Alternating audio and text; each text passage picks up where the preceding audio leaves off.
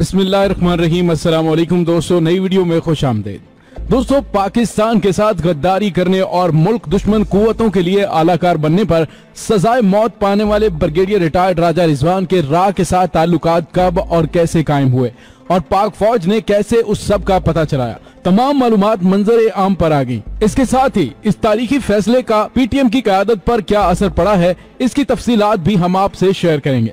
Video की तफसील में जाने से पहले आप देख रहे हैं हकीकत की दुनिया डॉक्टर अली के साथ। हमारा चैनल सब्सक्राइब करके घंटी के निशान को दबाना मत भूलिएगा। इस वीडियो को ज्यादा से ज्यादा फेसबुक, व्हाट्सएप और सोशल मीडिया पर शेयर करें। शेयर और लाइक करने के साथ साथ कमेंट बॉक्स में पाक फौज जिंदाबाद, पाकिस्तान पाइंदाबाद और आईएसआई के गुमनाम हीरोज को सलाम का नारा कमेंट जरूर कीजिएगा। दोस्तों, कल पाकिस्तान के army chief general Qamar Javed Bajwa ने 3 साबिक अफसरान, जिनमें एक lieutenant general retired Javed Iqbal, brigadier retired Raja Rizwan और तीसरे हसास इदारे के आला ऑफिसर वसीम अकरम थे, उन सबको गैर मुल्की एजेंसियों के लिए मुल्क की जासूसी करने के इल्जामात साबित होने पर सख्त सजाओं की तौसीक की है। दोस्तों, इन अफसरान में लेफ्टिनेंट जनरल जावेद इकबाल पर इल्जाम था कि उन्होंने CIA के लिए जासूसी का मकरू फेल सरंजाम दिया, जिस पर उन्हें 14 साल कैद बामुशक्कत की सजा सुनाई गई। तो वहीं हसास इदारे के आला ऑफिसर वसीम अकरम और ब्रिगेडियर राजा रिजवान को सजाए मौत की सजा का सामना करना पड़ा।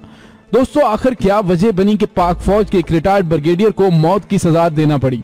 मुल्क की तारीख में पहली बार किसी भी गद्दार वतन को मौत की सजा सुनाई गई है और इस पर अमल दरामद भी जल्द ही मतवक्को है, क्योंकि जिस तरह इन अफसरान के खिलाफ सबूत इकट्ठे किए गए हैं, इससे तो यही मालूम होता है कि सुप्रीम कोर्ट या सदर पाकिस्तान से उनकी मौत की सजा पाने वाले ऑफिसर्स को कोई रिलीफ नहीं मिलेगा और उन्हें जल्द ही तख्तादार पर चढ़ाकर एक मिसाल कायम कर दी जाएगी कि रहेगा पाकिस्तान ही पाइंदाबाद, नहीं रहेगा तो गद्दार जो अपने जाती मकासद के लिए मुल्क का सौदा करता है।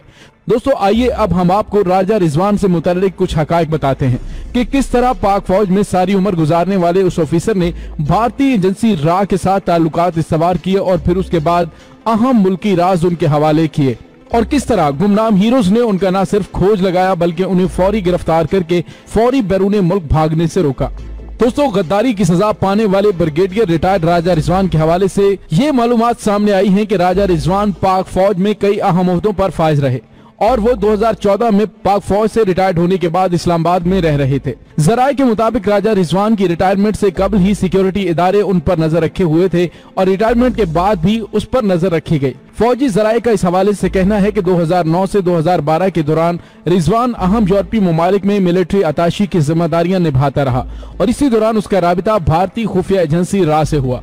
बताया गया है कि जर्मनी और ऑस्ट्रिया में तैनाती के दौरान राजा रिजवान ने भारत को भारी रकूम के एवज मुल्की राज बेचे। अलबत्ता जराये का कहना है कि फौज में मौजूद तहकीकाती इदारे को इस बात का इल्म हो गया था, इसीलिए राजा रिजवान की निगरानी मजीद सख्त कर दी गई थी। दोस्तों, फौजी जराये के मुताबिक खुशकिस्मती से राजा रिजवान की जानिब से दुश्मन को बेचे गए राजों का पाकिस्तान को नुकसान नहीं पहुंचा, लेकिन गलती की सजा उसे मिल गई है। पाकिस्तान के कौमी अखबार के मुताबिक 2014 में ब्रिगेडियर रिटायर्ड राजा रिजवान पाक फौज से रिटायर हुआ और इस्लामाबाद में रह रहा था। अलबत्ता इस दौरान उसके खिलाफ की जाने वाली तहकीकात खामोशी से जारी थी और 10 अक्टूबर 2018 को जब अपने ड्राइवर वसीम अकबर के साथ अपने दोस्त को मिलने जा रहा था तो इस्लामाबाद की G10 मार्केट के करीब उसे तहवील में ले लिया गया। कई रोज तक वापस न पहुंचने पर उसके बेटे अली रिजवान ने अपने वकील इनामुर रहमान ख्वाजा की मदद से 23 अक्टूबर को इस्लामाबाद हाई कोर्ट में इस हवाले से दरख्वास्त दायर की और दरख्वास्त में मौकफ अपनाया कि नामालूम अफराद उसके वालिद राजा रिजवान को उठाकर ले गए हैं। अली रिजवान का इस हवाले से कहना था कि 10 अक्टूबर की रात को सादा कपड़ों में मलबूस 3 अफराद ने उनके वालिद को अगवा किया है और उसके बाद से उसके वालिद का मोबाइल फोन बंद है। दोस्तों, उसके बाद इस्लामाबाद हाई कोर्ट में इस केस की समाअत हुई और 15 नवंबर 2018 को वजारत दिफा के एक नुमाइंदे ने हाई कोर्ट को बताया कि राजा रिजवान के खिलाफ ऑफिशियल सीक्रेट एक्ट के तहत कार्रवाई की जा रही है और इसके एक फौजी होने की वजह से उसके खिलाफ आर्मी एक्ट के तहत कोर्ट मार्शल का मुकदमा चलाया जाएगा।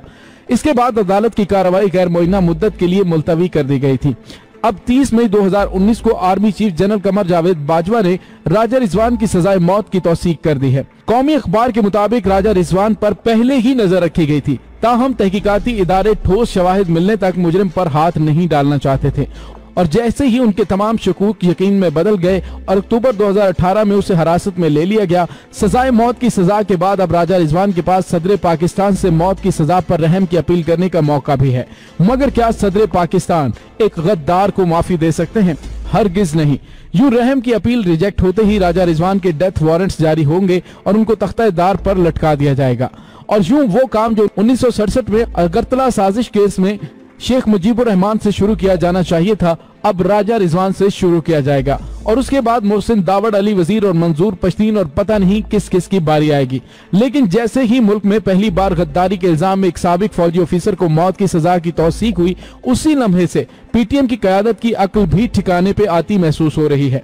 दोस्तों, पाक फौज ने शुमाली वजीरिस्तान में जिस तरह चेक पोस्ट पर हमले वाले वाक़े में सब्र तहम्मुल से काम लिया, उसकी जितनी तारीफ की जाए वो कम है। तो साथ ही जिस तरह साबिक आला फौजी ऑफिसर को मुल्क दुश्मन कुव्वतों के लिए जासूसी करने के इल्जाम में बड़ी सजाएं दी गई हैं, इससे दूसरे भी गद्दारों को वाज़ेह पैगाम दिया गया है कि अब इस मामले पर कोई कंप्रोमाइज नहीं चलेगा। इसलिए पीटीएम के मंजूर पश्तीन ने सेनेट की सालसी कमेटी से कहा है कि वो शुमाली वजीरिस्तान में तनाज़े को खत्म करवाए और पीटीएम फौज मुखालिफ जलसे जुलूस नहीं करेगी। दोस्तों, गद्दारों को मौत की सजा देने का अमली आगाज हो चुका है, लेकिन पीटीएम के मामले में जो किरदार मुल्क की बड़ी सियासी जमातें अदा कर रही हैं, वही काम उनके आबाओ अजदाद ने शेख मुजीबुर रहमान के वक्त किया था। उस वक्त की सियासी लीडरशिप ने प्रेशर डालकर शेख मुजीबुर रहमान को फांसी देने से रोका था। अगर वो फांसी हो जाती तो शायद बांग्लादेश ना बनता। उस वक्त भी शेख मुजीबुर रहमान को वारिस मीर गुलाम जिलानी जैसे सहाफी हजरात और सियासतदानों ने एक हीरो की शक्ल में सामने आने पर भरपूर मावनत की थी।